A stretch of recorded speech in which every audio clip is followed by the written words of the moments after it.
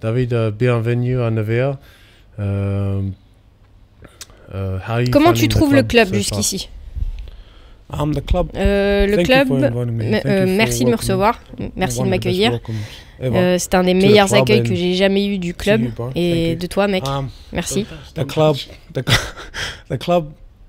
Le club m'a accueilli à bras ouverts. Tu vois, d'abord, j'ai été attendu à l'aéroport par un super gars, Johan, génial. Et il nous a emmenés à l'appartement, il y avait tout, accueilli très chaleureusement, ce qui est bien. Quels sont les trucs que tu as appris pendant ces quelques premiers jours en France qui sont très différents de l'Australie? Le fait qu'on roule de l'autre côté de la route. En Australie, j'ai jamais touché le trottoir. Ici, 5 fois déjà. Je n'ai jamais eu de caméra de recul. C'est bien, mais j'arrive toujours pas à l'utiliser. Je regarde toujours dans les rétros. Ils boivent du café après chaque repas, ce qui est génial.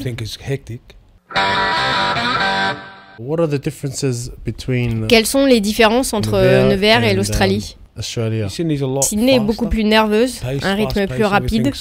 Rien ne s'arrête jamais là-bas. Ici, arrivé à Nevers, avec ma famille, on n'avait pas réalisé qu'ici tout était au ralenti. Tout est détendu ici. Lors de notre premier jour, on s'est levé à 6 h du mat, pensant que tout était ouvert. On s'est préparé, on est sorti, parti se promener dans la rue, et il n'y avait absolument rien d'ouvert à 8 h du mat, à l'exception d'un bar à un coin de rue qui vendait toujours de l'alcool. Ta femme et tes filles, comment elles s'adaptent à la vie en France? Tu vois, il y a une chose, c'est ma fille, elle adorait le fromage avant de venir en France. Elle n'aime plus le fromage maintenant. Je sais pas pourquoi, parce que c'est du vrai fromage peut-être. Quel tatouage tu as sur toi? J'ai la croix du Sud à l'arrière du bras, parce que je suis à moitié tongien, à moitié australien. J'ai les noms de mes filles, c'est mon aînée Michelle, ma plus jeune fille Susanna, le blason de l'équipe des Tonga. Qu'est-ce que tu as ressenti quand les choses sont devenues réelles, que tu allais arriver en France? J'ai été soulagée. Être capable de faire quelque chose que tu aimes faire et la passion qu'il y a derrière et d'avoir cette opportunité. Peu de gens connaissent mon histoire, mais je travaillais et je jouais au rugby en même temps. Être capable uniquement de jouer au rugby pour gagner ma vie et de prouver à mes enfants que tous les rêves qu'ils peuvent avoir, tout ce qu'ils veulent devenir, ils peuvent le faire.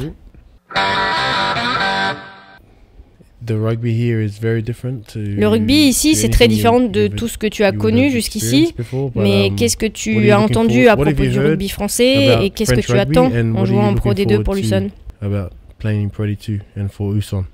De représenter Luçon, peu importe où on joue, où on va, je représente ce club.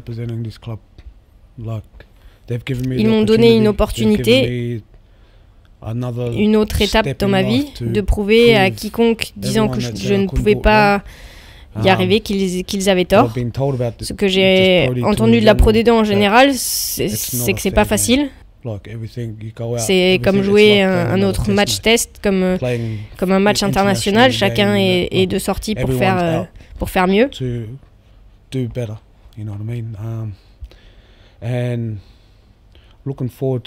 J'attends la première mêlée avec impatience. Je suis un pilier, donc on vit pour ça. Venant d'Australie où les mêlées ne sont pas très importantes, ils s'en fichaient un peu là-bas, un pays où la mêlée est très importante. C'est pour ça qu'ils m'ont pris et je dois être capable de faire des mêlées. Bonjour. Bonjour. Bonjour. Bonjour. Bonjour. Nah, okay.